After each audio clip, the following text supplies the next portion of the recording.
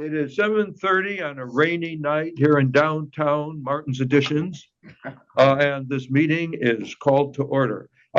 First, he's on the agenda first, but because it is a rainy night out and it looks like it's going to continue, we have our weatherman who will provide the most interesting and informative part of the evening. Michael, there's a name. Good evening, everyone. I don't know how popular the weatherman is these days. I know that he hasn't been too popular lately, but spring is just around the corner. And what possibility of snow that is in the forecast that you might be hearing about for the weekend will probably be the last hurrah, because it's really unusual to get accumulating snow here in March. It can happen. It looks like more rain. First of all, I'm getting kind of ahead of myself here right now, because tomorrow actually is going to turn out to be a pretty nice day with temperatures into the 50s here, hopefully near 60 by tomorrow afternoon, and sunshine after the rain gets out of here in the morning. And then Saturday looks real nice. Sunday during the day, it looks like a cold rain like we had here last Sunday. But the interesting thing about that forecast is that at night on Sunday night, that could change over to snow, and there could be some slushy accumulation, especially on the grass. I don't think we're going to need, who is it, Hyman here? Don't need the plows. I don't think so. I don't think it's plowable snow, just conversational snow or even sweepable snow. Okay. But stay tuned on that. And the other thing I wanted to talk about was a lot of people have been asking me about why we had this and the snowstorm was dubbed Snowcrete. What caused that? And, why did that happen and what was that all about? And that was a very unusual meteorological situation that took place here. It was really what's called graupel, and that's a meteorological term for a mixture of sleet, freezing rain, and snow. The last time, and I think Susan remembers this because she had to deal with it, was back in February of 2007. Before that, we had a similar occurrence in January of 1994, but not as much as what accumulated here 3 weeks ago. About 3 inches to 4 inches of graupel. And that's what you actually call what caused what has been talked about as the Snowcrete. And hopefully we won't have to deal with that or see anything like that around here for a long time. But can I answer any questions that anybody might have about the weather, about what's coming, what we had? Because that's... Is the drought over? I wouldn't say the drought is over, no, because we're in a La Nina situation still here. Oh. And, when I gave the forecast for the winter, and I think Michael can go back in the audio vault and check that, we talked about that I thought it was going to be an unseasonably cold winter here.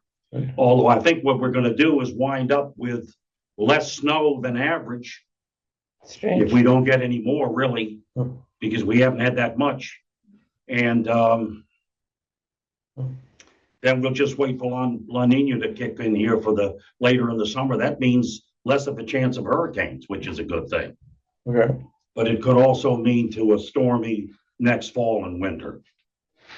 Good. Any questions that anybody has about the weather? No. Okay. No questions. Well, thank you. Thanks, Keith. Thank you. We need the rain, so be thankful for it. Okay, now up to our residents. Anyone have any questions, issues, answers, responses? I do. It's Morty. Go ahead. I want to thank Michael and the Rolling Acres crew for the ace job they did clearing Martin's Addition streets in this storm. They did so many passes, that first night, and it really was remarkable how much better our streets looked than our neighboring communities did. And I think some kudos are deserved there. And I just want to say that, the North End certainly got well plowed, and we thank you. Yeah, I want to comment on that. While I was out shoveling, people were walking down the middle of the street from Rolling Acres, Oh, yeah. and they said, we're coming over here to walk because our streets haven't even been plowed. So they also noted it. Rolling wood. Rolling wood, Yes, Rolling it's wood, like- yeah, Rolling acres. right, different. Okay, anything else? Okay, good. Then let's get into the next item on the agenda. Ron, we have a major bill going through the legislature. Do you want to talk to us about that? Absolutely. Thank you. So that is the Starter and Silver Homes Act, which is part of an affordable housing package submitted by Department of Community Housing and Development and being promoted by the governor. So as initially written, the law would have preempted local regulations with respect to lot sizes and setbacks and lot coverage, most notably. The intent of the law being to remove what the administration has termed barriers to affordable construction. The administration believes that current zoning practices promote larger homes as developers have to build out the entirety of a lot in order to maximize their profit. Whereas instead, if zoning allowed smaller lot sizes and smaller homes, builders wouldn't have to build such large homes and could make up profit in volume. And so the law is modeled after a law passed by Texas last year. The law says anywhere single family homes are allowed, local governments have to allow subdivision of lots into lots that are 5,000 square feet. So right now in the R60, it's 6,000. So lots could be 1,000 square feet smaller, including in Martin's Additions. The law would also say that setbacks have to be reduced.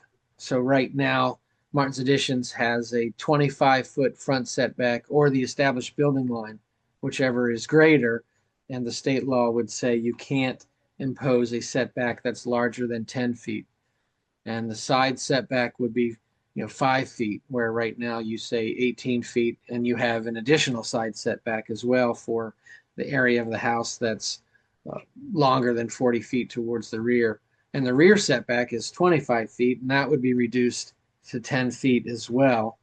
And then perhaps one of the most devastating edits in the bill, as originally drafted, would eliminate requirements for lot coverage. So, right now, for example, the county has a 30% lot coverage requirement, 35 for infill development, and that would go away, which means a builder would be able to maximize the buildable envelope on the lot, and the lot would be 1,000 square feet smaller, but eliminating all those other building regulations could essentially mean a bigger house could be built on a 5,000 square foot lot than what could currently be built now on a 6,000 square foot lot. So I did meet with DHCD folks along with folks from the town of Somerset, and we explained the problem with the lot coverage and some other problems as well. The bill has been the subject of hearings at the Senate and the House. The bill's assigned to committees, and the committee for the Senate and the committee for the House both had hearings. As a result of comments we submitted and comments that were submitted by people all over the state, including many governments, including the Montgomery County Executive and Prince George's County, Maryland Municipal League, and the Maryland Association of Counties, the DHCD folks went to those hearings with what they called a list of friendly amendments. And so the bill got a little bit better, but there are still some issues. I can go over what the DHCD terms their friendly amendments as a result of all the comments that were submitted. So I forgot to mention before that in addition to reducing lot sizes and eliminating setbacks or reducing setbacks, the bill would also say anywhere single family homes are allowed, townhomes have to be allowed as well, as long as they're in a row of 3 or more. So the friendly amendments include the following: a better definition for townhomes. In the initial draft, it wasn't clear what exactly a townhome was. The city of Gaithersburg, for example, asked, does this mean you can have stacked townhomes, back to back, etc.? So the first friendly amendment was to clarify that townhouses cannot be stacked. Duplexes are not allowed. Has to be a row of 3 or more townhouses, and they have to be aligned with vertical common walls, not horizontal common walls. So they can't be over top of each other. Okay. As initially written, the bill said it doesn't apply to historic properties that were designated historic by July of 2025. And that concerned a lot of people because if a property is historic but not yet designated, it shouldn't be punished. And DHCD agreed, and so that friendly amendment says you can designate properties as historic in the future and they'll be exempted from the law as long as all the buildings that you're trying to get designated as historic are at least 50 years old. With respect to setbacks, a friendly amendment would allow the established building line in the front to apply. So it would be 10 feet or the established building line, whichever is greater, but no edits were made to the side or the rear as currently written. So the rear would be reduced to 10 feet and the sides would be reduced to 5 as the bill is written with the friendly amendments. They did hear us on lot coverage, and what they've proposed there now is to say you can impose a lot coverage requirement, but not greater than 75%. But the 75% is the lot area after reducing the setback areas. So it's a little more complicated than how we currently calculate it. So you have to figure, okay, if your front setback's 25 feet, you take away that front yard, take away the side yards that are 5 feet, and take away the rear yard that's 10 feet. And what's left, that buildable envelope, then you can have a lot coverage requirement of 75% of what's left.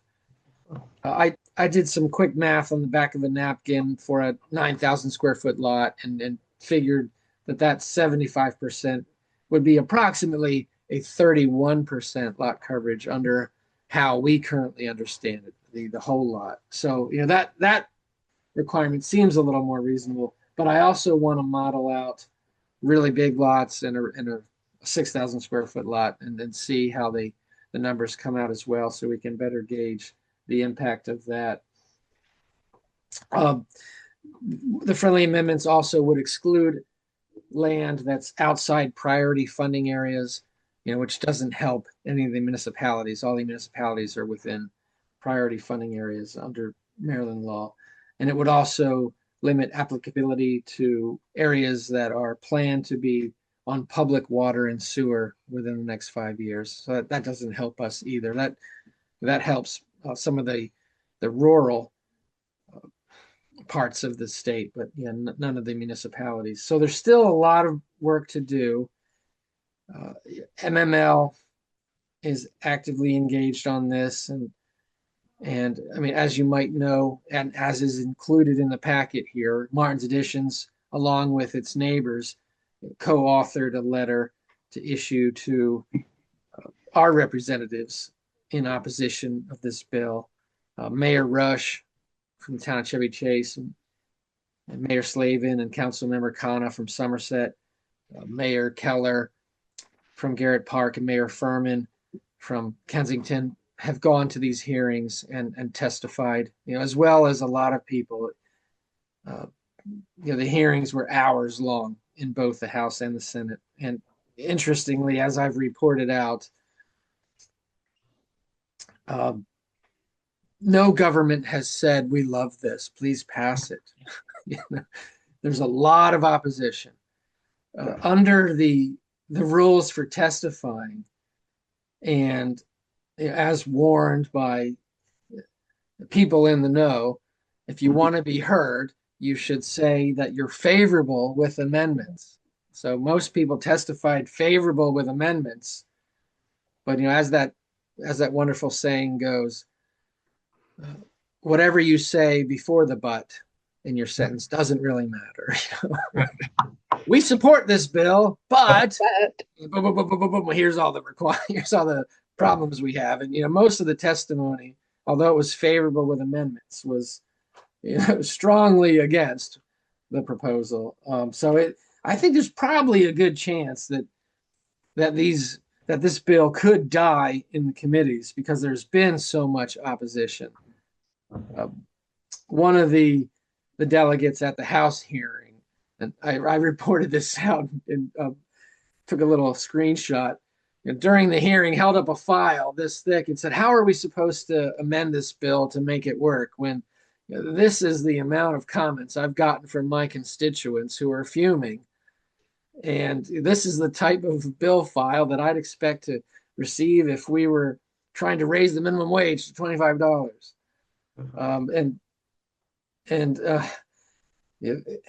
So given that and the questions that were raised by some senators in the Senate hearing as well, I think there's a lot to be done to this bill, and I wouldn't be surprised if it gets referred to summer study or if it has to come back next year with some refinements. It seems like to me there's too much work to do on it this year. However, the Secretary of DHCD, Secretary Day, has said we're going to get something passed this year, so we need to stay on top of it, and I'll continue to do so. The municipalities may be working on a follow-up letter. And one of the issues we might address in that follow-up letter at the House hearing, which took place before the Senate hearing, Secretary Day explained all the reasons why Maryland needs more housing. And, they're all good arguments, good reasons, and everybody generally agrees, yes, Maryland needs more housing, but the question is, where's that housing needed? What kind of housing is it? And does it really require preemption of local building regulations and local planning, which has worked pretty well for decades? And Secretary Day said, Maryland needs to be aggressive, and other states are being aggressive. And just last year, Texas adopted this law, and we should do the same. And so I looked at the Texas law and was surprised to see that the Texas law exempts local governments that are smaller than 150,000 people. And in the bill analysis for that Texas law, it is written that this law is intentionally aimed at new developments so that the character of existing neighborhoods can be preserved. And that Texas law only applies to new developments of 5 acres or more that aren't platted. So, if the Texas law is the model, then the Maryland law is very different. And one of the proposed amendments that have come from MML and MACO is that small municipalities should be exempted. The county executive and Prince George's County have said also counties should be exempt if they're actually already meeting housing targets, which seems logical. You shouldn't need to preempt local planning if local planning is actually working. because this law is sort of a rigid one size fits all law, and could have devastating impacts, although well intended. Could be a lot of unintended consequences. So that is my update. Happy to answer any questions. Oh, I guess I should mention what are the next steps. So the House and the Senate committee have both had their initial hearing. The House will now send it to a subcommittee for the subcommittee to discern whether it can be amended and should be put to a vote. The entire Senate committee, Environment, Education, and Energy, well, those are the three, but I'm not sure the order. The entire committee will be reviewing it, and some folks in the know think that housing is a new issue for the House committee, so they might closely follow what the Senate does, because the Senate committee is more experienced with housing. There is a crossover deadline at the end of March. Generally speaking, the Senate and the House have to do their work and send the bills over to cross over to the other in order for it to survive committee. But because it's part of the governor's package, that deadline may be flexible. However, the regular session ends in April, so there's not a lot of time anyway, and there's so much to be done on this bill. Again, I'll be surprised if they make it through. Other than that, residents should email their representatives, should email the members of the House and Senate committees. As I noted before, one House delegate held up that file, said, "This is the amount of comments I'm getting." So, sending in comments works, in my opinion. So that's my update. Happy to answer any questions. Thank you, Ron. I would just add one little bit to that. There was a very good economic analysis done on the assertion that there is a shortage of housing, that suggested that the state's analysis was very faulty, and that in fact there isn't a dire need for new housing, that cast the whole rationale into question. So For the state of Maryland, or are you? for the state of Maryland. Okay. Yeah, right. So, council members, any comments, questions? Go ahead. Yes. Yeah. So just to add to Arthur's Yeah. comment, that's an amazing article written by Dr. Erica Jorgensen and Rohit Khanna, both economists, and Rohit Khanna serves on the town council for the town of Somerset. Right. Both. It's a great read. If anyone like to read that. Right. Okay. Yeah, first, I just want to, Ron, thank you. You have been absolutely magnificent on top of everything. And your responses to not only VMA, but the community in general has been really fantastic. And you've really taken this with the seriousness it deserves, while at the same time, when you look at this and you look at the bill, you just kind of shake your head of why did this even leave someone's desk? Absolutely. I mean, it just feels like that Saturday morning cartoon of what's a bill or whatever it was. Like this wouldn't even started that. So, but on a more serious note, as Arthur had alluded to, I mean, when you just look at the data, that itself doesn't, really creates it needs responses in terms of how this is reacting to the actual data that supports it. Of course, the reference to the Texas bill and what you said, and if you were to just use those definitions of one of the, and it's not that Maryland necessarily should model itself off of Texas, but just that using those benchmarks, there's more than 75% of the bill would probably go away.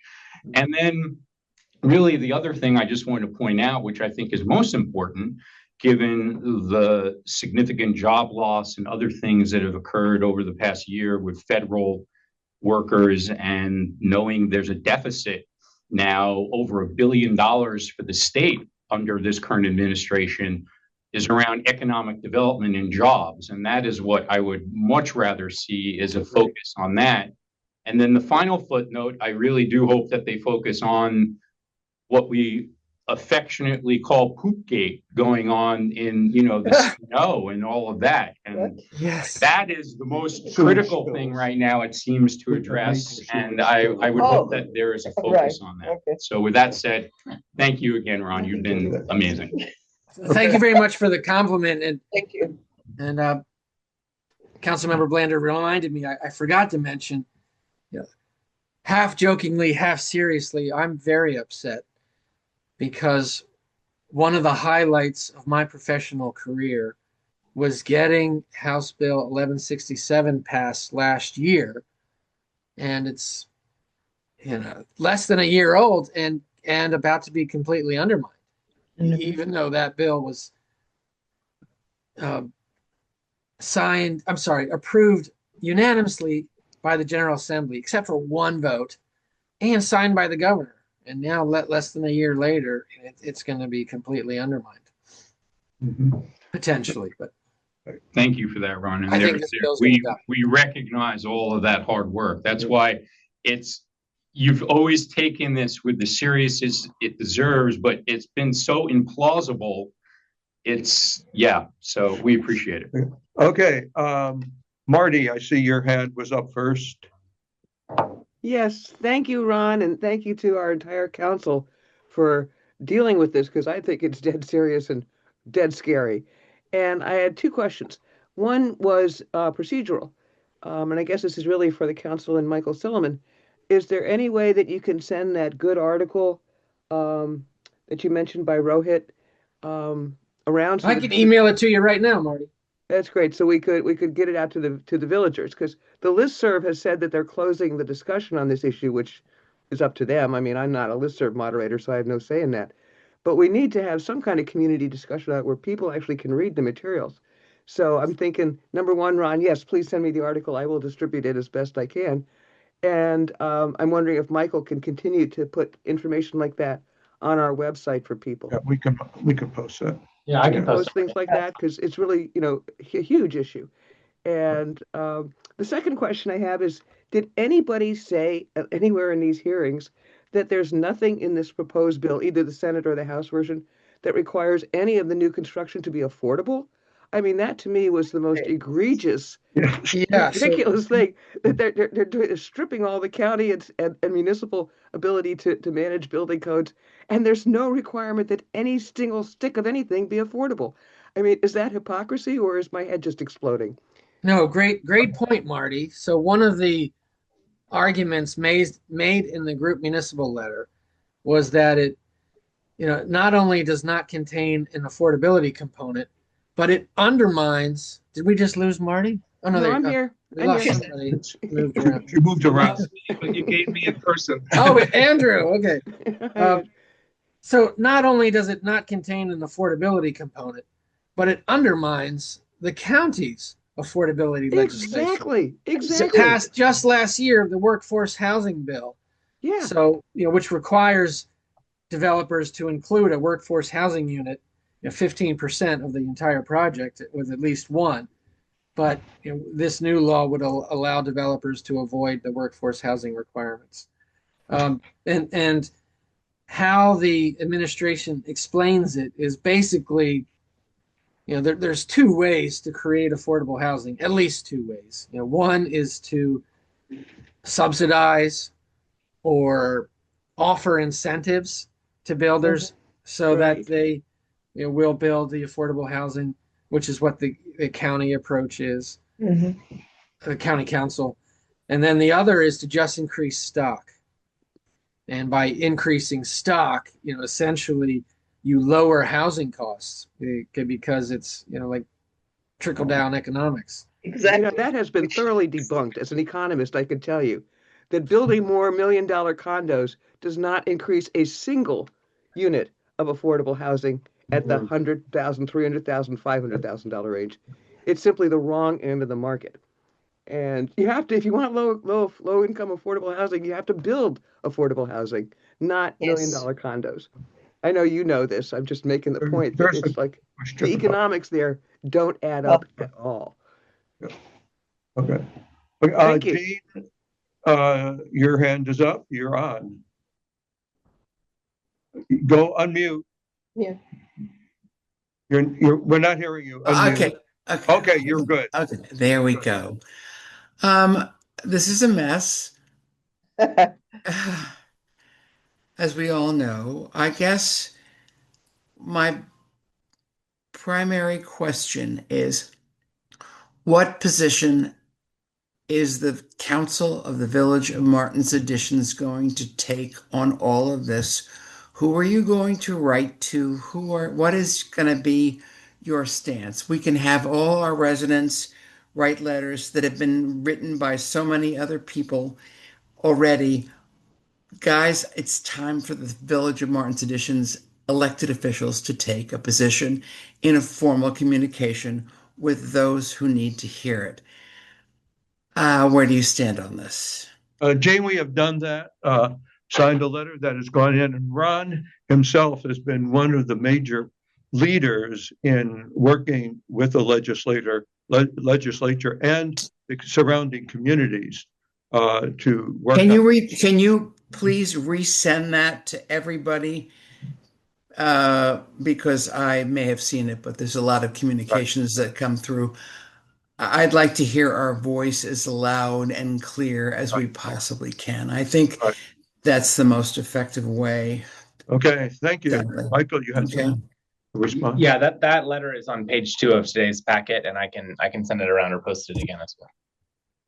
Gene, I think you shared that letter on the listserv as well. Okay. So. It does bring up one quick question, which is, and thanks, Gene, is do we have to refresh anything, Ron? Is there like another letter we have to send, or maybe because again, I think just acknowledging the council, I think we were very quick. We turned that around, and again, thanks to Ron and others. But is there a refresh that we need to send given where we are right now?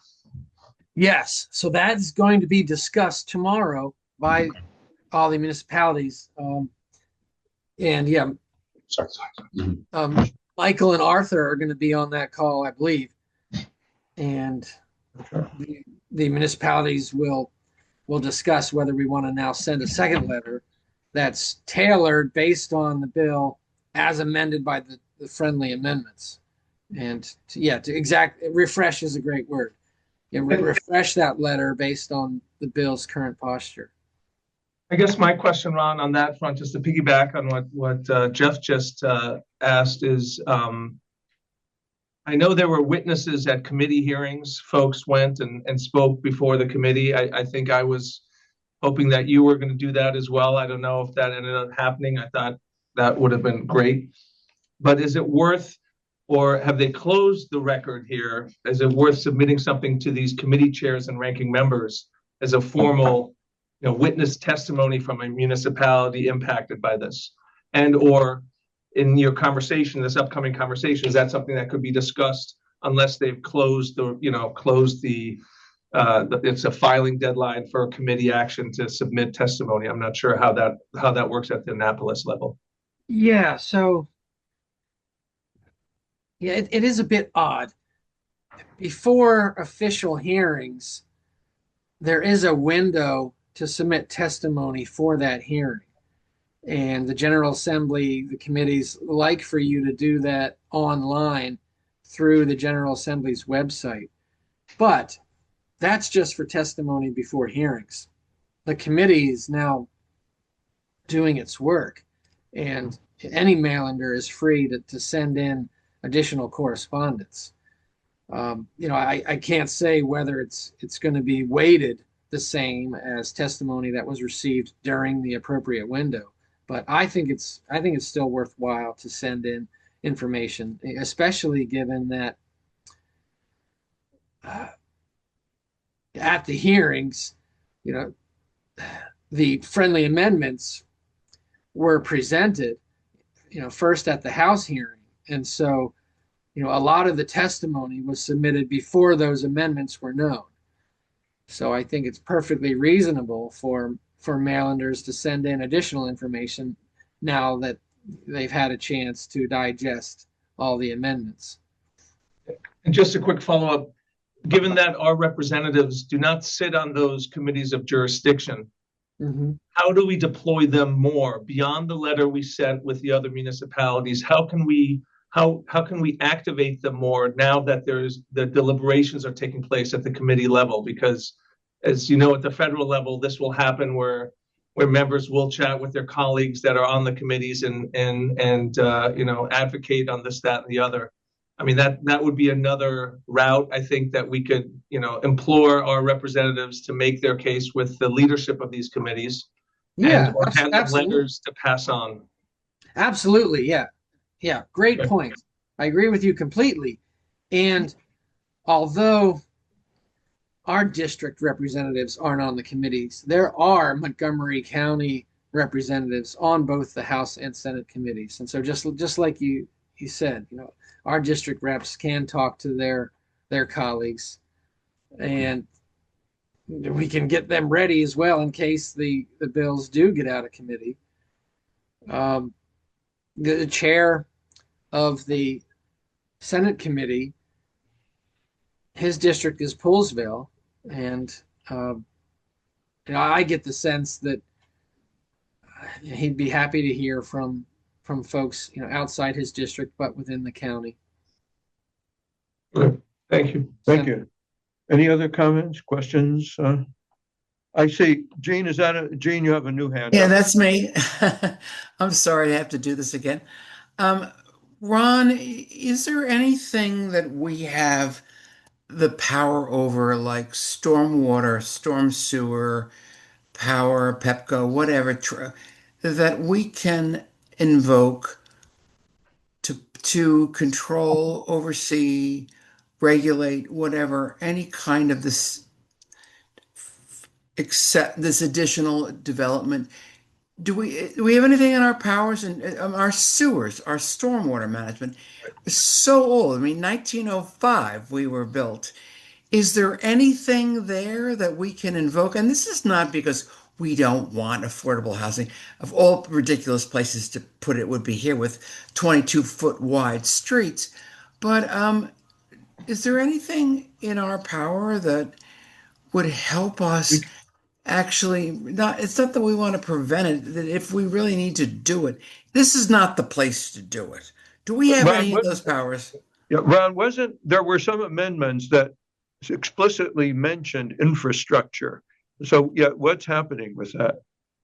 Yeah, so, yeah, to Gene's point, it's a great point. And one of the suggestions that we discussed with the administration is, and I drew this to help me explain it. So as originally drafted, this would be the buildable envelope under the Starter and Silver Homes Act, with 10-foot front, 10-foot rear, and 5-foot side, and no lot coverage. And no trees. Right. And so, so I pointed out, we got to have no parking front setback so that we can have parking, a stormwater drainage device, so that we can have parking, so that we can have a tree. And one of the amendments we proposed is to clarify that the law does not preempt local laws that are adopted under other state laws, including the Natural Resources Article, which allows us to have a tree save program to protect the urban forest, and Maryland stormwater requirements that mandate, what is it? Oh, God. Environmental site design to the maximum extent practical. It's required by state law, and with the reduction of setbacks and lot coverage, no environmental site design is practical. So, we've made these arguments and suggested that we have a friendly amendment saying, as you noted, Gene, that this does not preempt local stormwater and tree regulations. That it didn't make it into the friendly amendments, but we're going to keep fighting for that, because there's something very concerning in the law. It says local governments basically can't do anything that indirectly prohibits the placement of a townhouse. And, Ooh, and we ooh, argued, that's a recipe for disaster and for litigation. absolutely.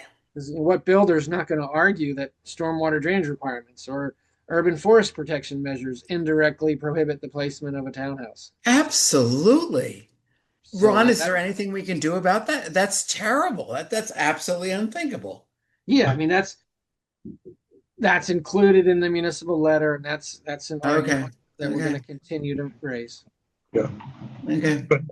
I just want to also just add, Gene, thanks for always pushing us in your wonderfulness, right? Ron, I just wanted to, Gene was sparking, catalyzing the thought. You've been brilliant in coming up with what sounded like the strongest legal legs for VMA and maybe some other municipalities just like us. And there were two places, I think. One, you just mentioned the Texas law in terms of the size of the population, right? The 130 or whatever. But then I think there was another case law that you may have cited, also very specific to the size of a municipality or community. And I know that we're in it for the good of the order for everybody. But again, just putting in perspective, if we are writing a letter where there may be some general stock language that is for everybody, it would be, I think, very prudent for us to put in the specificity of the size of our municipality and maybe quoting those case laws that are out there that specifically protect or exempt municipalities of our size. Yeah, great point.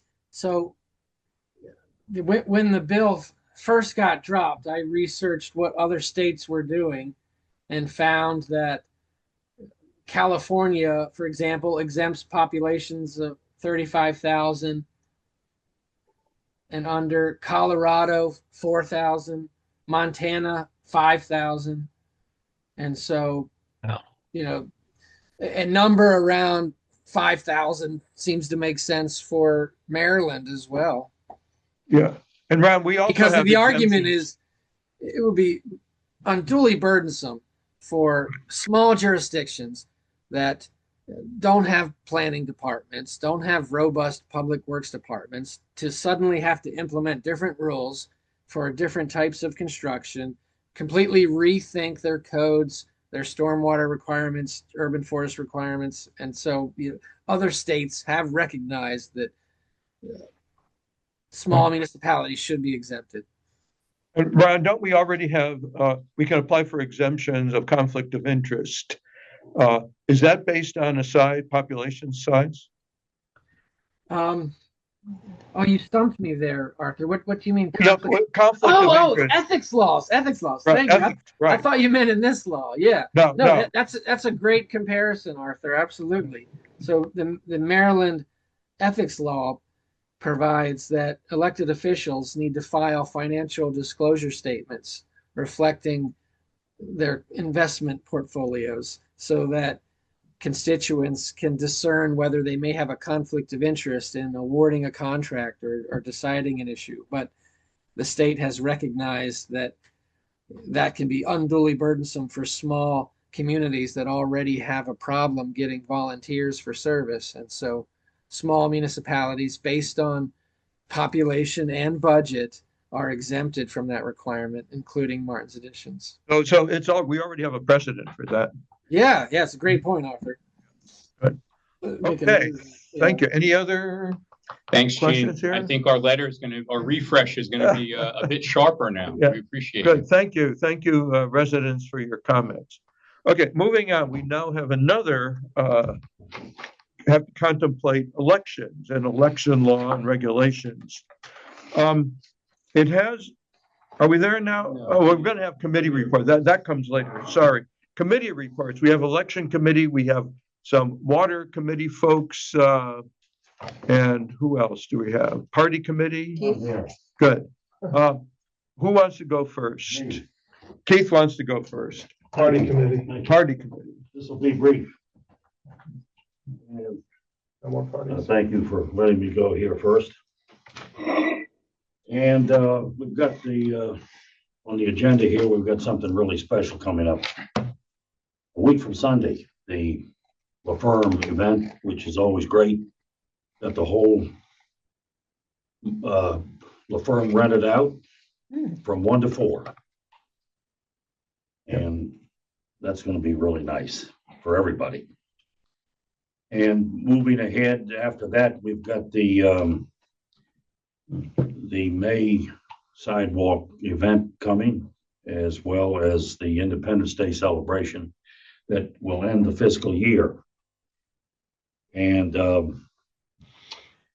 we're going to talk about in our meeting next week with my committee. We're going to do a debrief on the lights that we had, we call that, Michael? Night of Lights. The Night of Lights, right. And the community, well, that's all we've had since then. The next thing is a La Firm. So I'm done. Good, okay, looking forward. Everybody come, Coming for March everybody. 1st, Sunday. You all should have received a postcard with this information, and there's announcements going out over the next week. Hope to see you all there. Okay, other committees. I see election committee, several members of the election committee.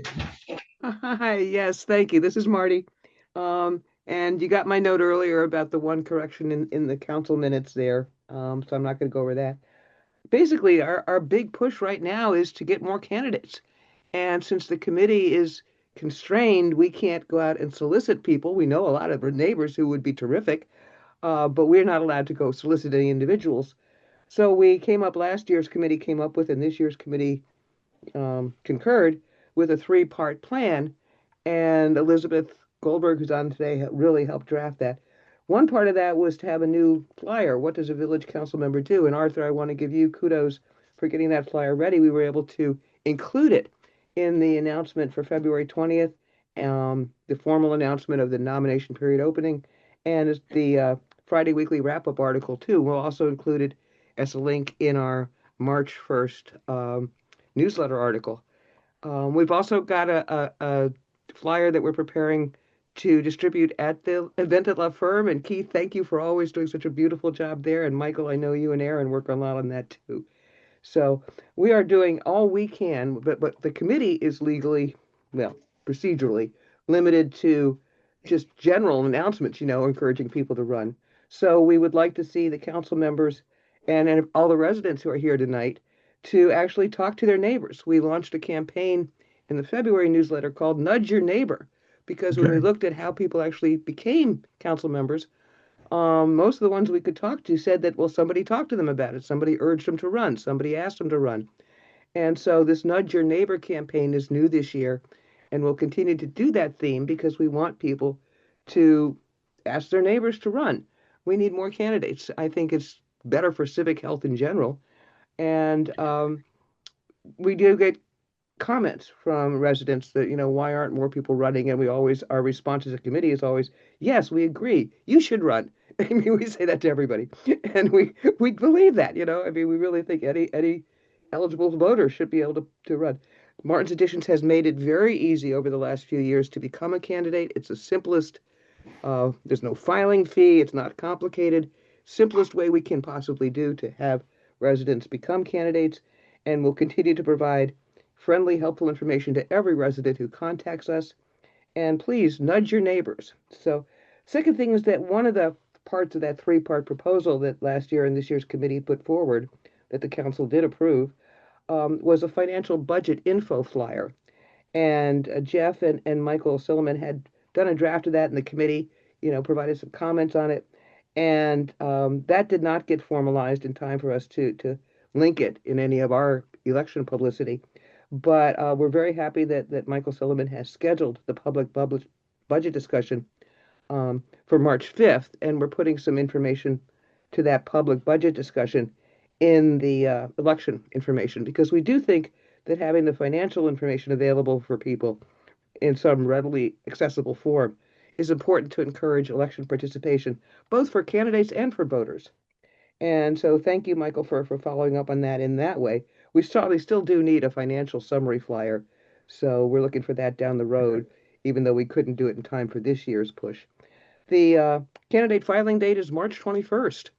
So it's coming right up. And like I say, the elections here run like a train. You got all these stations and they got to make the dates. So there's not a lot of time here, but really we need to do a community push, and we're asking the council's help to encourage more people to run for office.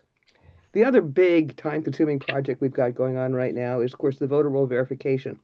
Our new contractor, Logan Rayburn, who is actually on the call tonight, has been doing a great job. Logan, can I introduce you? You want to put your picture up there? That's Hello. Logan. Hi, everybody. And I'm very pleased to introduce him. And I'm going to brag on him a little bit because he's done a great job diving into the data, organizing the spreadsheets. As our report in this council packet says, when we did the initial run of comparing the spreadsheet of last year's very clean verified voter roll with this year's office list of current residents, there were more than 190 discrepancies. And Logan and the committee have already whittled that down to about 93 households now, as of tonight, that still need some verification of voters. But it's a very intense process, and again, very short timeline on it. And I'm really pleased to say that I think we're going to have a very clean voter roll again this year with Logan's very capable assistance. And last but not least, Arthur sent around a few days ago some new council information, which is also in the packet for tonight's council meeting, about residents' right to vote for write-in candidates. And the different villages, the small villages, have different regulations We will about be that. discussing that next, so stand by. Yeah.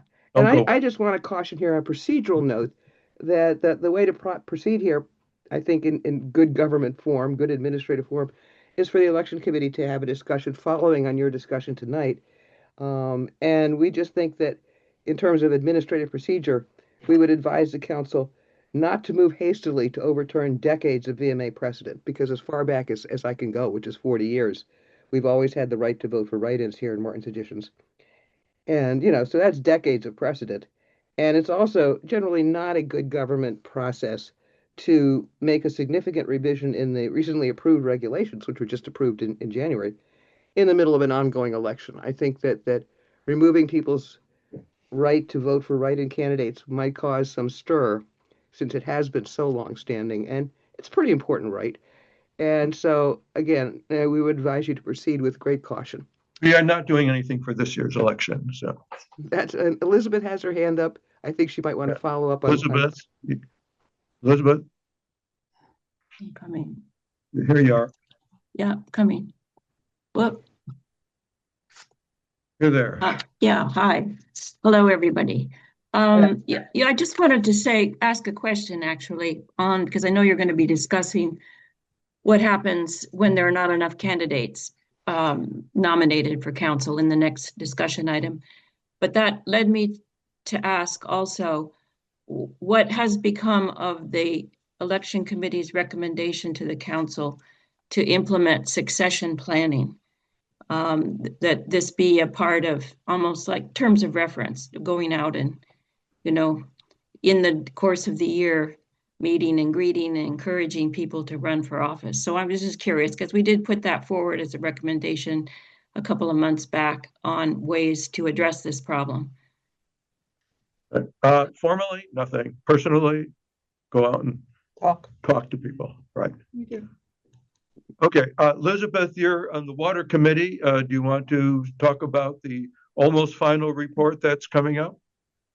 Yeah, I think this is next to final draft that will go into the now agreed upon date for the community meeting, which is March 9th at 7 p.m., I believe, a Zoom meeting, where Bayland will present this next to final draft for community review and comments. And it's already been posted on the website, and the announcement went out last Friday, letting everybody know where to find it so they could have a look. And we're hoping, we're just hoping for a good discussion, and hopefully there won't be an enormous number of comments, because it's going to take time for Bayland. We're going to have to read through those and consolidate them for Bayland, and they're going to have to get them into the very final version that will go to you.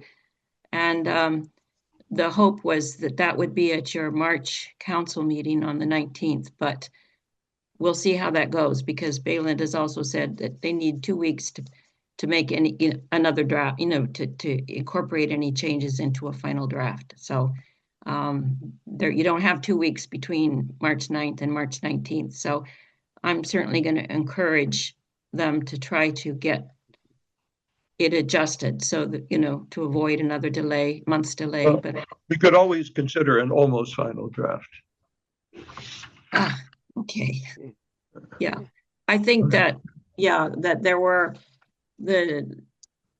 have not been major changes from the last draft to the current one that came out this past week. So that could very well be possible. I'll raise that to Mark. We're going to have a discussion on Monday, a telephone call on that. Okay, thank you. Arthur, can we go back to Jean, who had her hand up earlier? She's not a committee member but Jean, go ahead. You have to unmute her.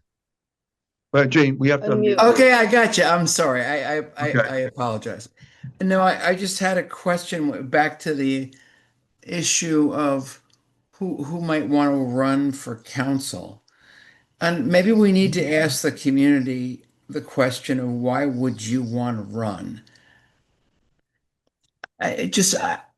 Marty, I'm not sure how you're going to focus or direct your questions.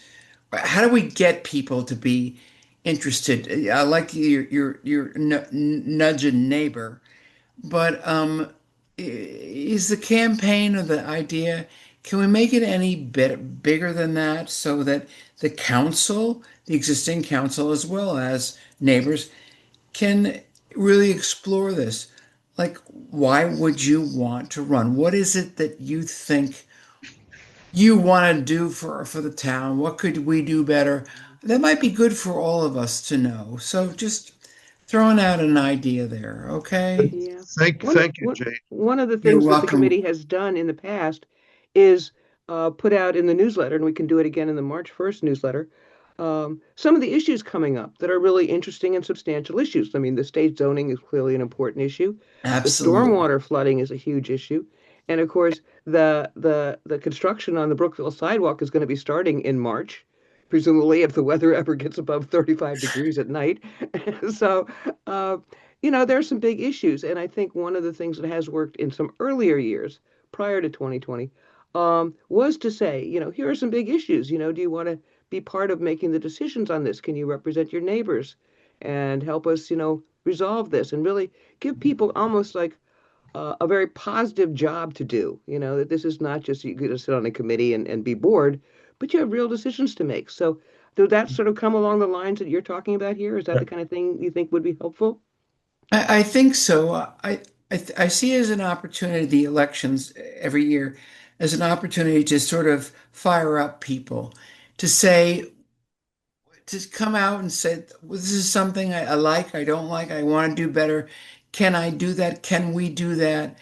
And encourage people, not necessarily just to run, but make their voices known. The election process also has that component of make your voice known, because who eventually is going to get elected, you'd like them to know what you'd like them to know. So just to the extent that we can encourage more people to say, this is something I think we need to do. That's all I'm encouraging you to do. So thank you. Thank you, Marty. Thank you, Jane.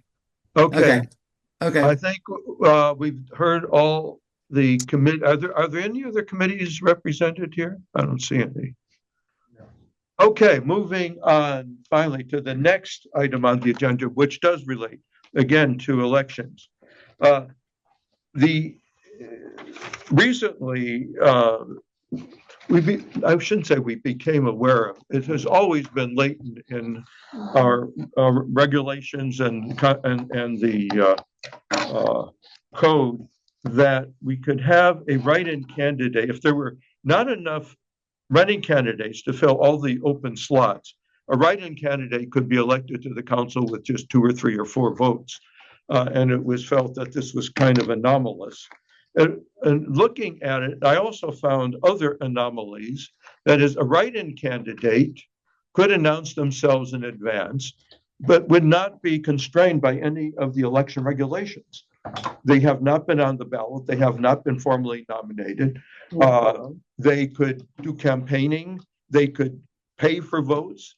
I could see somebody, I don't necessarily see it, but I can imagine a write-in candidate saying, I'm going to be, write for me, put my name in. Somebody send me a picture of my name on your ballot, I'll send you $10.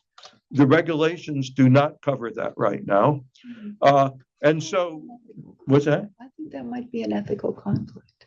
Not according to our ethics code as written. Well, that raises another issue, is that they have not signed the conflict of interest form, which candidates must do. So there's a number of anomalies. So I went back at the last meeting we asked Ron to provide a summary of the write-in election code around our neighboring jurisdictions. I went back and read our own charter, and as I read it, it seemed like write-ins were not allowed. It said nominations should be in by a specific time. And I raised this with Ron, and Ron says, well, there's been this informal interpretation that only refers to the ballots that are sent out, the written printed ballots written in advance. Although we have no formal policy stating that, it's been unstated. And as Marty has noted, we've always had write-in ballots here, but that raises several questions. So as we went through the surrounding jurisdictions regulations that Ron put together, I made a short count. There were 9 jurisdictions, including Martin's Additions. 3 out of the 9 prohibit any write-ins. They just don't take account of them in their regulations. Of the remaining 6, 5 require write-in nominations by a certain deadline. So you can write it yourself. You can say, I'm a write-in candidate, but you can't do it on election day. You have to do it in advance. Prior. That's 5 out of 6. The one remaining is Martin's Addition, who allows write-ins on the spot in the election itself. So my questions to the council. What do we do about this? I'll give you some options. Nothing. May I just ask one? Yeah, go ahead. Right. Just very high level operational question. Yeah. This is a great discussion. I'm sure that we will have a lot of time spent on this. Maybe or maybe not. But Arthur, I think you started out on this saying we're not going to do anything this year. Right. So that affects this. We couldn't do it this year, but not affecting this year's election. So if that's the case, why do we need to discuss this right now? Because it came up. And thanks for giving people a great idea on how to do this for this election. Okay. No, I'm just wondering if we have other, is this something that we discuss? Maybe in May. Is this something that we have to do now only because we don't have to do it? It's not something that's because I just want to be very clear. We have something on the books now. Yeah. We've stated we're not changing anything for this election. Right. So this is a discussion for next year, is what we're saying. Prior year. Yeah. Because the reason well, as Marty suggests, is not useful to go in and change an election in mid-course. Yeah. But it also takes time. If we're going to change the charter, it takes months to do that.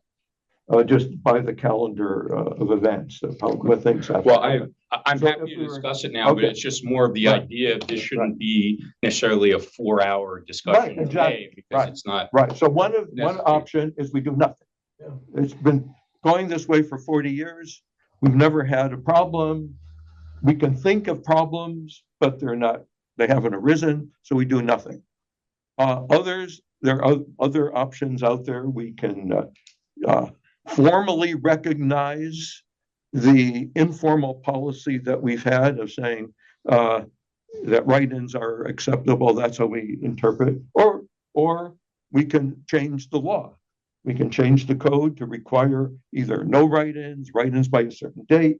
All of these are possibilities. Mm-hmm. So my question to my colleagues, do we do nothing? As you said, what's the problem? Theoretical, possibly, maybe not. Yes. I would say I'd like to associate myself with the gentleman from Turner Lane and say, for now, we shall do nothing. Also, if we want to do something, maybe as a postmortem to the upcoming elections, we can always do something later in this fiscal year and have this conversation. I know it's in our best interest to always think about worst case scenario, the $10 per vote, Or not two having candidates and two write-ins.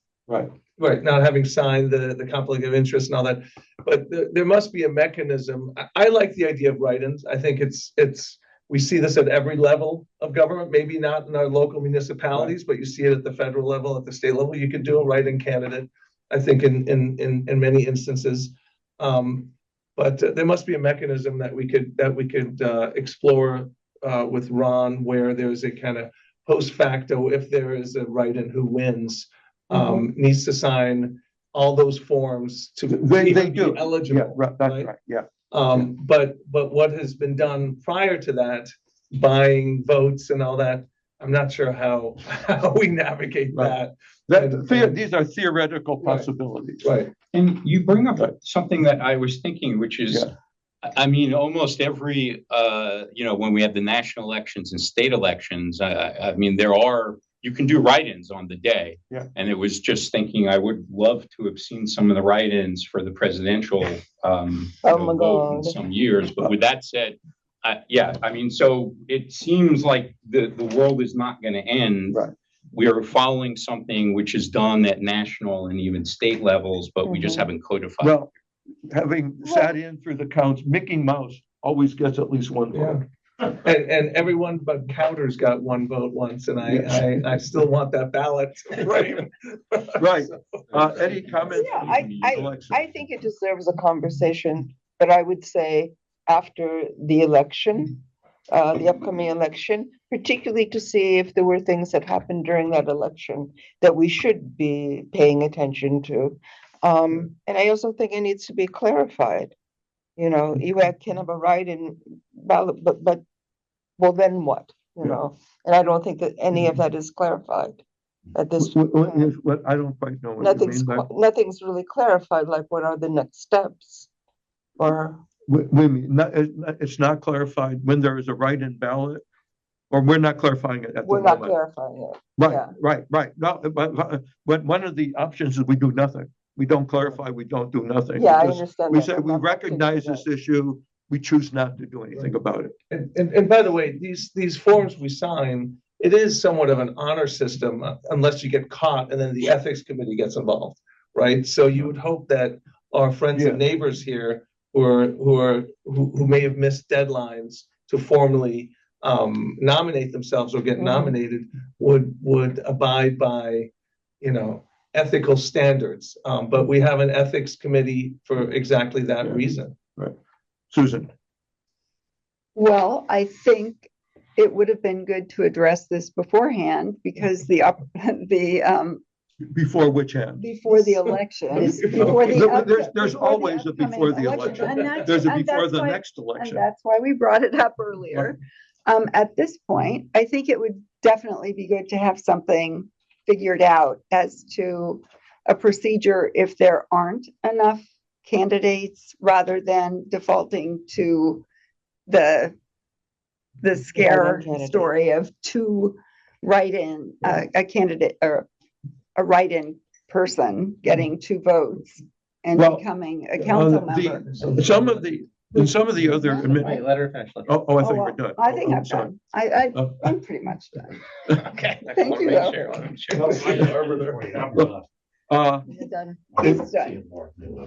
In some of the other jurisdictions, if there are not enough formal candidates to fill all the open seats, the council takes it upon themselves. That's the town of Chevy Chase, Right. I think, and that's the language we talked about beforehand, and that is something we could consider. No, but we could do that. We don't need a code change to do that. We could do it. We start getting on the telephone to start calling people.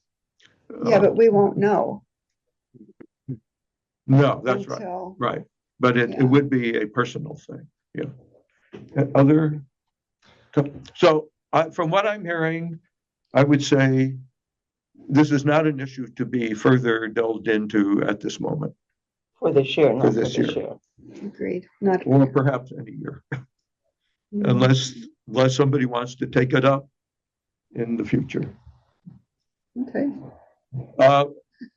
Marty, is that your hand? Somebody's hand is up there. Marty I and can't. Jean. Yeah, hi, we've got my hand, Elizabeth, and Jean's hand up. I just Okay. want to say that the real solution here is to have enough candidates, more candidates than you have slots in the council. Right. And that goes to recruitment of candidates and civic engagement and giving people positive reasons why they would want to serve on the council, making it positive as an experience to serve on the council. So the real solution here is to not let the problem happen. And so Yeah. far, I mean, in 40 years, I don't believe we've ever had a case That's where right. we didn't have enough people. You know, we've had uncontested elections, and those are not great for civic health in themselves. You do want to have contested elections to get community discussions going and have people involved. But I don't believe we've ever had the situation happen. And the way to prevent the situation of having too few candidates for the slots is for the council and all the neighbors who are on this call tonight to go out and nudge a neighbor to run. If you don't think you have time to do it yourself, well, find somebody who can. And then Marty- Elizabeth and Jean both wanted to say something. Yeah, So hold thank on you a again. second, Marty. Just in response to that, I think even if we have more candidates than slots, there might still be an individual who says, I don't like any of these options, so I'm gonna run myself and do a write-in campaign. So I mean, it obviously the best option is to have more candidates than slots and a healthy, robust slate of candidates. But I think it doesn't resolve the issue of what Arthur identified with write-ins. I'm for write-ins, but I still think even with more than you need, there still can be a write-in campaign. Or We have here on the call tonight at the meeting, the one and only formal council member who won by write-ins, Mike Zelinski.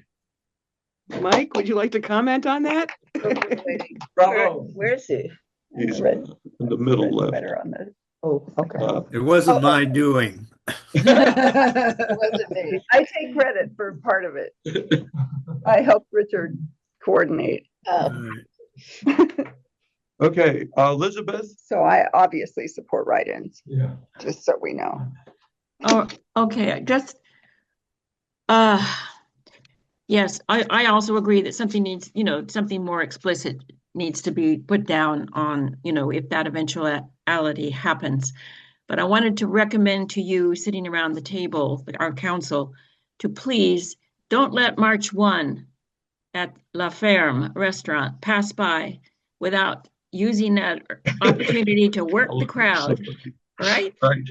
And to help the election committee, we're going to have a flyer there, but we have limitations on how much we can go out and promote. In fact, we're not supposed to do it at all.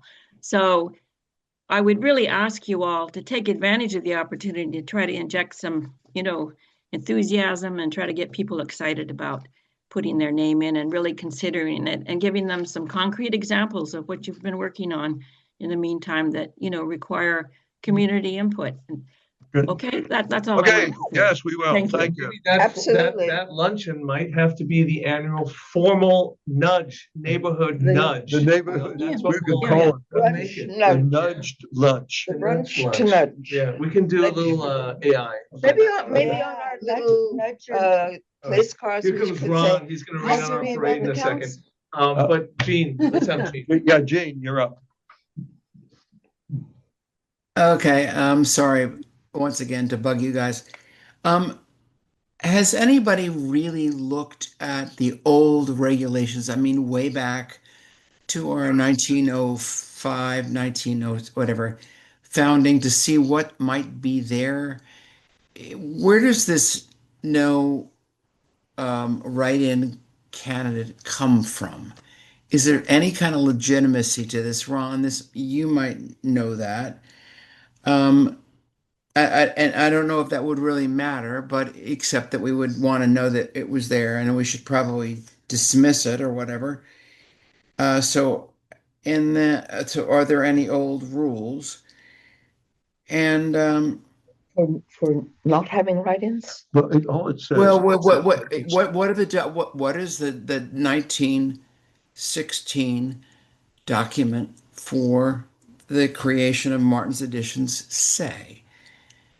original charter. I'm a lover of history, so that's just something Gene, that, yes. I've looked at the original charter from the village, and well, I'm talking about the village charter, Arthur, right. the 1916, okay? Not the special taxing district, but when the village 40 years ago, all it says that nominations must be submitted by a date established by the committee.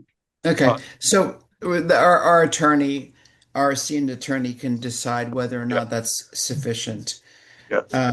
Okay. Yeah. Okay. Thank you. Thank you. Ron, do you have anything final to add to this? Any words of wisdom? I'm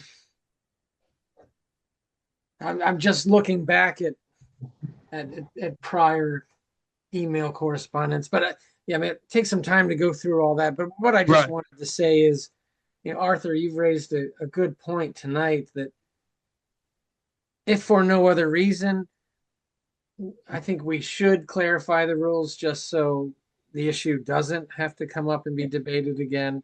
Like you said, I think historically we've always believed that write-in candidacy is okay, but we could certainly clarify it because looking at the charters of other jurisdictions, other jurisdictions do more expressly say write-in candidates are prohibited or write-in candidates are allowed as long as they certify at least 5 days or 7 days before the election. So we could be more express in our charter. Okay. Okay, that will be coming up at some future date, perhaps. Yeah, I was going to say there's no emergency. Right. So we could just file it next time we get around to amend the charter. We could do that too. Right. And to be clear, so in the books right now for this election, knowing that the sun will still rise, is that we will adhere to what we've had, which is there will be what we would anticipate a full slate of candidates. And then on election day, if folks would like to write in Mickey Mouse, they can. Right. And if Mickey Mouse gets as a resident, Mickey Mouse is a resident. Sorry, we have to do the verification of the resident. So, okay, got it. But you see where I'm going. Is that Evergreen. have a process. Right. Logan. Mickey Mouse has been evergreen. Okay.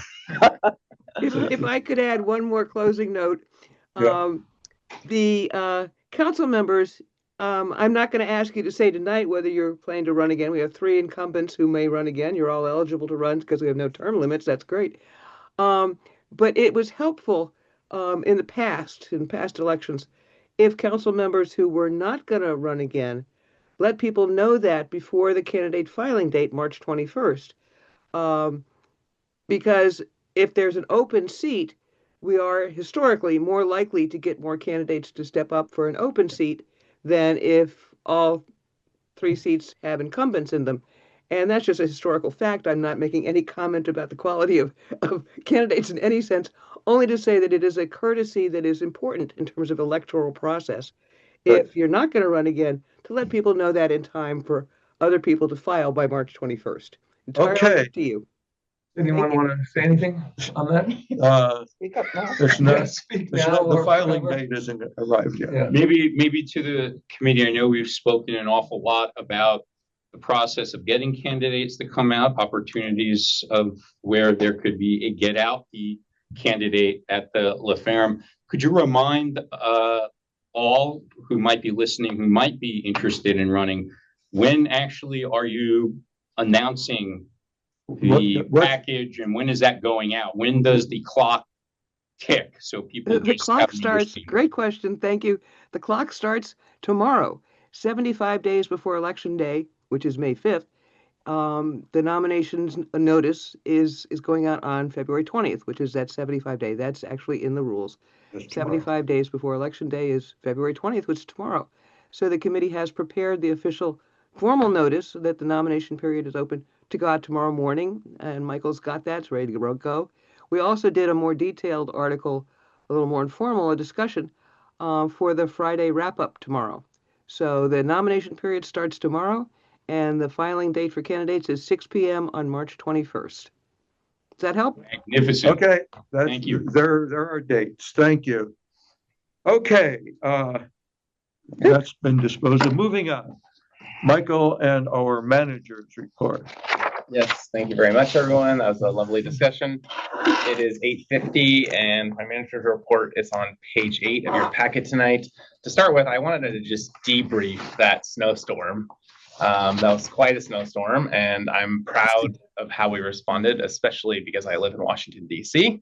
And I could not get out of my neighborhood, let alone to work, to these perfectly clean streets we had up here. But I didn't want to, there were a couple issues, of course, that come up when big things like that happen.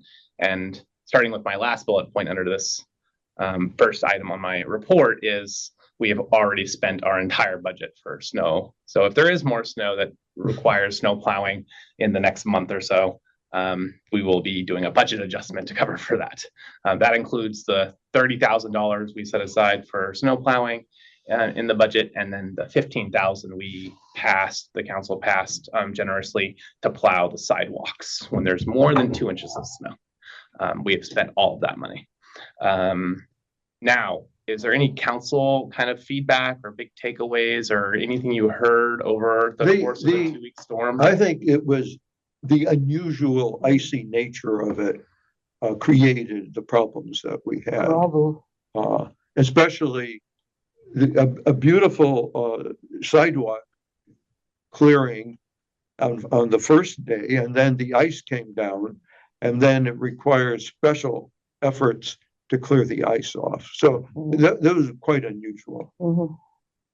Yeah, I think I got so many compliments from folks that lived in neighboring jurisdictions, especially Rolling Wood, as you mentioned earlier. Oh, yes. I had my kids at sleepovers at the end of on Brennan, right past Shepherd, between Cummings and Shepherd. And when I was looking down Shepherd past the park, it was untouched for days. Yeah. I mean, it was crazy. And then you saw our virgin streets with asphalt glowing in the sunshine. I mean, it was remarkable. But the timing was so important.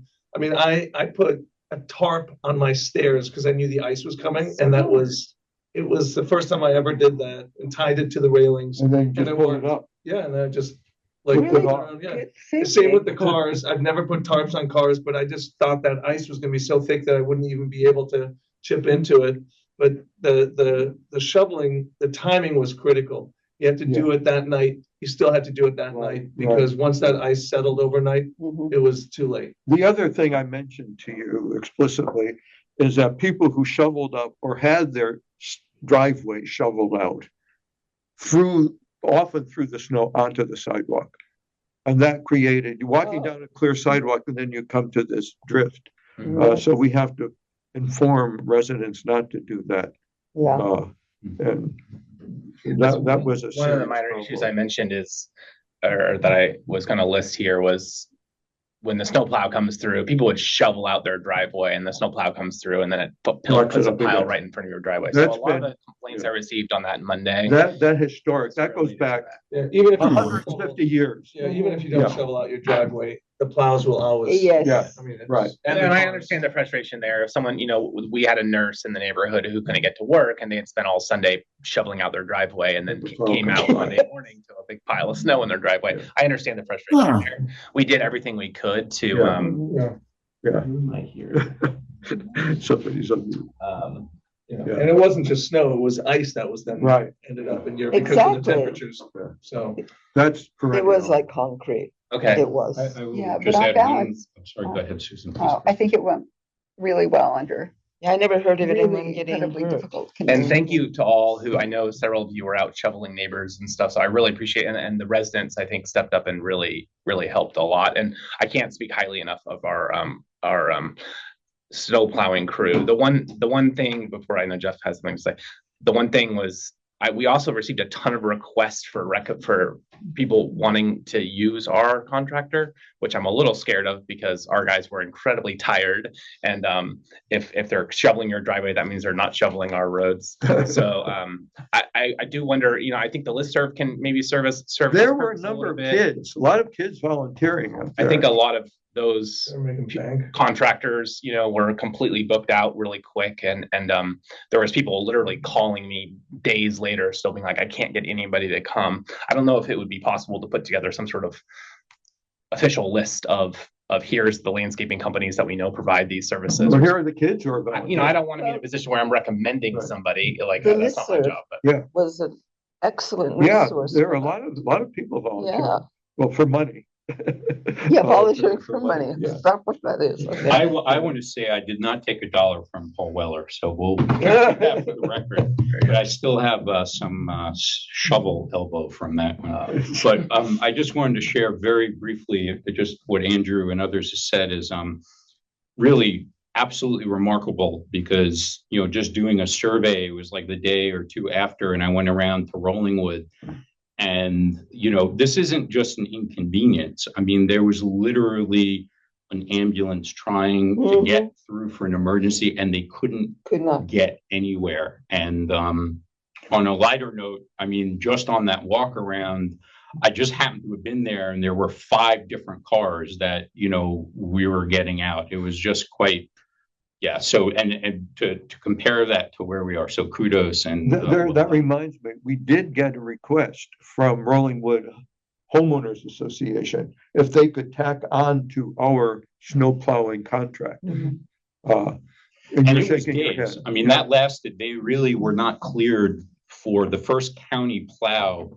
I think came like 3 days or 4 days after. It was, they were really locked in, and it became a big issue for folks who were, you know, needed supplies or Yeah, something. on Thursday, the storm was on Sunday. The Thursday afterwards, the county reported having just over 50% of county roads plowed. So that's how far behind a lot of the other crews got. And with climate change being as it is, this is going to continue to happen. There's going to be continue kind of odd storms that we're not used to. And I do think everyone needs to start prepping and figuring out, you know, when there's a big storm or a big disaster happens, everyone needs to have a second job, that you drop your normal job and you go show out some neighbors, or everyone should have a plow in the front of their car. We should be doing a lot better at this. And I'm proud of Martin's Additions, but that's just, you know, lesson learned, and a little debrief there will help us for the next one. Good. One quick note, just forecasting. I know that Keith had already done the weather report, but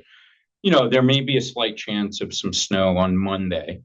But if we look at the overall temperatures, you know, we're looking at not the same event. We're pretty, we are past. We are watching that, and Rolling Acres watches the weather as well. So they text me every time there's a snowstorm and tell us if they need to treat the roads or something. So we're in constant communication with them on that. Awesome. Good, thank you. Okay, Yes. so if you have any additional feedback, or if any residents have feedback, feel free to email it to me. I do save and read every single email I receive. So those would go into that file. Moving on, my second point here is the calendar. I have included the calendar in the packet today, the administrative calendar that Jeff helped me create a number of years ago. This starts on page 9 in the packet, and I put a little check mark next to everything we have completed. You'll see we've completed everything up through tonight, which is the council meeting. And the next thing on this is the drafting the FY27 budget. Marty already stole my thunder, but we have a budget working session on March 5th. That's in the evening. That'll be on Zoom, so anyone can attend wherever you are. Please come and attend that. I think that a robust conversation around the budget, and budgets are, as we always say, moral documents. So that's where your money goes. Your tax dollars go to work, and you get to have a say in that if you show up to that meeting. Due to the snowstorm and my vacation in January, a couple things have been delayed. So I just wanted to mention that the directory I was hoping to get out in January. It's now ready to go out. And then the Brookville sidewalk. Marty also mentioned this, but the Brookville sidewalk is delayed. We're waiting until it's 35 degrees and holding. They do have blankets they can put down on the ground to try to keep the ground a little bit warmer. Put a little blanket over it, but we're not relying on that. We're waiting. So currently, we're hoping the first week of March we'll be kind of getting to that temperature range, and we can start mobilizing the crews. I will be sending out lots of communications before that eventually happens, so everyone will know. And that leads into point 3. The resident directory is ready to go to print. That's coming soon. I'll be posting the request for proposals for the trash, recycling, and yard waste, as well as for the village arborist. Both those contracts are expiring. The Brookville sidewalk is delayed. I mentioned that. I've requested a quote to paint the curbs in front of fire hydrants. That gentleman has not responded to me. I met with him, and yet again, I haven't responded. I followed up with him today. Hopefully, we'll get a response. Did we decide on the color? Was it magenta? Or I remember we had like some really robust discussion on this. Just Yeah, the whatever. we can take this up when you get a response. Well, as part of that contract, I asked him also what would it cost to cover up and repaint the speed bumps on Turner Lane, because I know those were painted kind of an odd color and stripes instead of the normal kind of arrows. For those warning strips on those speed bumps. So that would be part of it. The curbs, standard colors for no parking are either yellow or red. Okay. And again, the curb painting themselves is not enforceable, but there's a law that says you're not allowed to park within 15 feet of a fire hydrant. And we do have signs in front of our fire hydrant saying no parking. So that is legally enforceable. And I'll talk about parking enforcement in a little bit. Oh, no. I am attempting to have a street light installed. I have found the person that needs to sign or send me the application. And I'm following up with him for the street light on Brookville Road that Arthur has pointed out a dark spot. And then I am still attempting to gain parking enforcement authority from the county. I followed up again with the parking enforcement guy today. And we have gotten a little bit of progress as far as him asking me if we have adopted chapter 31 of the county code, which we have adopted the relevant sections of the county code, and we're ready to go. We had an agreement in the past at some point, and Nobody can find. and no one can find. So we really just need to redo the same agreement. And I just need him to You respond. meant, the traffic study on Cummings and Shepherd, did you find out about that? I did miss that. There's a traffic counter on Shepherd Street. Some people might have seen that and commented on that. That is not our traffic counter, and it's not this traffic study. We are waiting for the snow to be gone before we try to do a traffic study. And the council has approved a traffic study when we decided to delay discussions about any sort of bump outs or those types of things. Conduct another traffic study instead. We have not yet started that traffic. But we don't know whose counter that is. We do not know whose counter that is. There is a counter counting cars on Shepherd Street, but I don't mind that. That's not a problem. I just wish they would share the data with me because I think more data, the better. But I am going to be trying to call that company tomorrow to try to figure out who assigned that job to them. And one personal note, I will be I was asked to sit on a panel for a webinar for the International City County Management Association on the future of the profession of city management. So that's exciting personal milestone for me. Congrats. Great. And that concludes my report. Well, okay, any questions? Yeah, maybe just for, well, we're gonna hit the treasurer report, Yeah. but maybe, I know we just covered a lot in your report.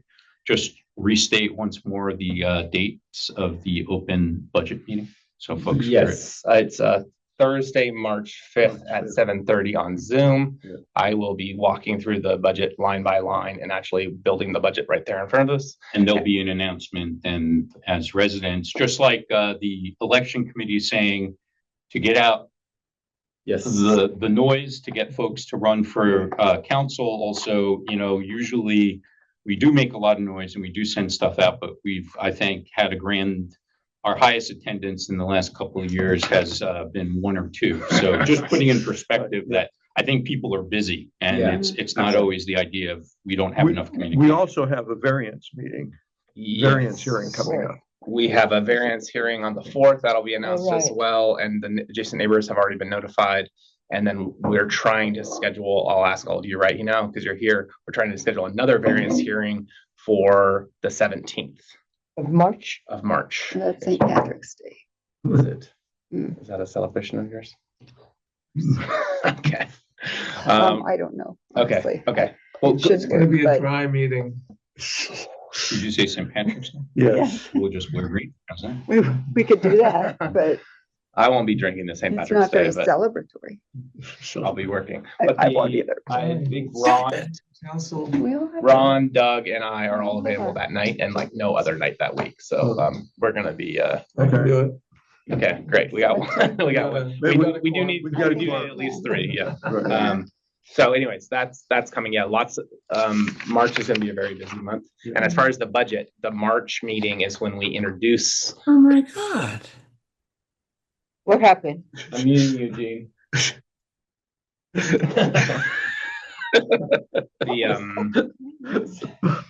The budget will be introduced at the March council meeting, which is a month from today, on the 19th of March.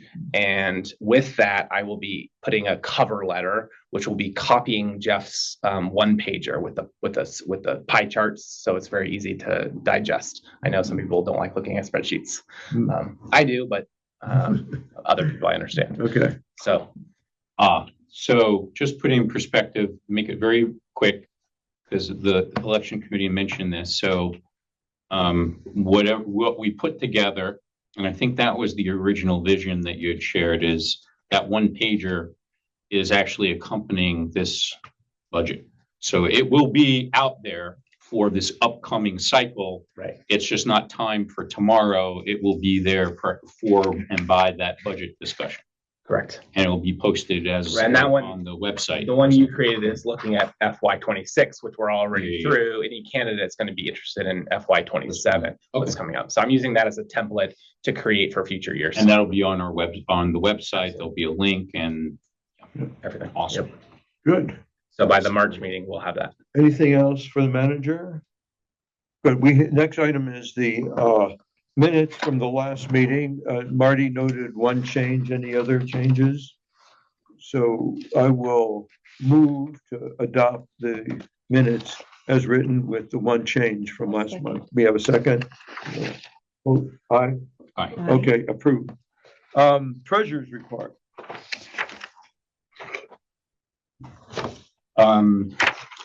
Just I feel Can I ask a question? I wanted to ask a question of the manager, okay? No? Wait till the comment section, please. Oh, I'm sorry. Sorry, Jeff, go ahead. Oh, but if she's asking a question about the manager report, I can wait till Yeah, we can get back to it.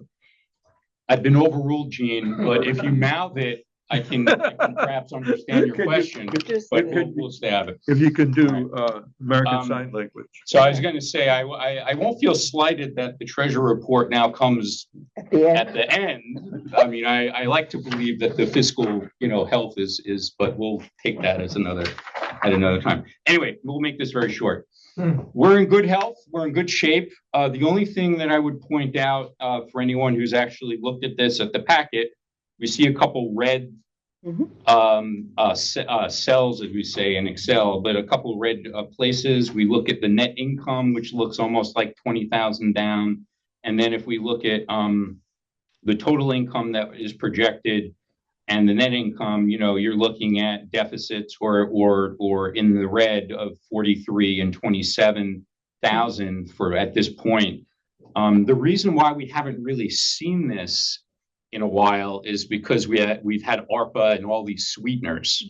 So we have constantly seen practically no red for a couple of years. And I just want to point out, and as Arthur and others who have been following this very closely, this is not a concern because our income that comes in is not a straight line. We get these buckets that come in. And so this will normalize, in the forthcoming several months when tax season and filing. So just wanted to share that. With that said, everything is looking really good. We have the budget session, and I don't think there's anything new we need to cover for the sidewalk specific to the budget, but we're good. Yeah, we're fine, yeah. Excellent. Good. With that, I yield the floor. Good, thank you. Okay, back to residents' comments. Okay, Gene, go ahead. Yay. Well, you're being unmuted. There you go. Okay. No, you're not. I'm Go trying ahead, to unmute myself. You're I there. just got, okay. You can hear me? God Yes. knows one can usually hear my voice. Michael, Yes. we have a traffic counter on Shepherd Street about a foot from a speed bump. And I went over it because the traffic on Shepherd has been horrendous because I live there. Okay. So I'm going to just be a pain in the ass and tell you the traffic, the speed, the volume has been outrageous. So when I went over the speed counter, I was like, what what are we doing putting this speed counter a foot from the goddamn speed bump? I am delighted to hear that that wasn't at your direction. It's not. Okay, I'm delighted. Michael, good job, buddy. Because that would be Gene, is the it worst yours? place. What? Did you, What? Gene, did you What? put it down? I mean, if I could have, I wouldn't have put it there. Okay. I Okay. would have put it between my house and the neighbor across the street because of the traffic on Shepherd Street is horrendous. But so, Michael, you are so redeemed in my view that you didn't put that speed bump. But then for you to say you don't know who put down that counter on our streets blows my mind. Let me suggest that if you go down the street a little bit, south of the boundaries of Martin's Additions, you will find another counter on Shepherd Street. And it's very clear to me that Montgomery County is doing a count on Shepherd Street. So go out and rip up those goddamn counters and tell Montgomery County to know where their jurisdiction is. Okay? That's all I want to say. Do not let what? It's on your to-do list. Yeah, Delighted. Thank you. I will find. Good. And then when you want to know where to put it, the new one, I'll tell you where to put it. Because we have no, I'm not. I don't mean that. I don't mean it like that, okay? I will tell you where to put it. Thank you, Gene. Okay, thank you. I'll stop talking. Guys, do you're wanna doing a just great clarify job. Really one point. appreciate it. Ron, I like to see you laughing. This is good. Okay. Okay, I'll stop talking. I do want to just clarify one point. And for the record, Gene, Where to put it? I would have unmuted you when you wanted to ask your question during the manager. I just want to share that out of love. He's running again.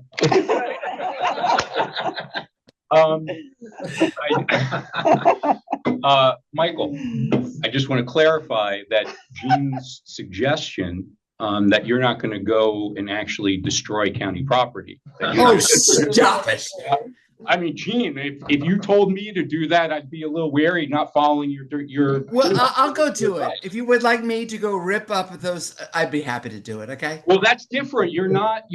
That's exactly correct. Yeah. So if you want to do it, that's fine. Use me as your tool, as you need. Okay. I'm here. Okay. Thanks, guys. You're the best. Thank you. Good night. Is there any- Yeah. Good night to you too. What's that other hand? So that's Gene's. That's Gene? Okay. Okay. Okay. I don't see any other, Okay, anyone else? anyone Any else? other Okay. questions? Any comments from our council? I will second that in a minute. Ron, I just want to share. Last week was a difficult week. I had I won't discuss it here, but so you can tell I have a few more of my really bad, awful jokes tonight. But it's been a nice one. Ron, before you go, I just want to ask, what color is your tie? May I ask?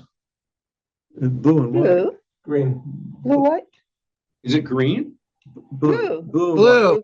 White. Two shades of blue or three shades of blue and yellow. Okay, I'm just asking because next time.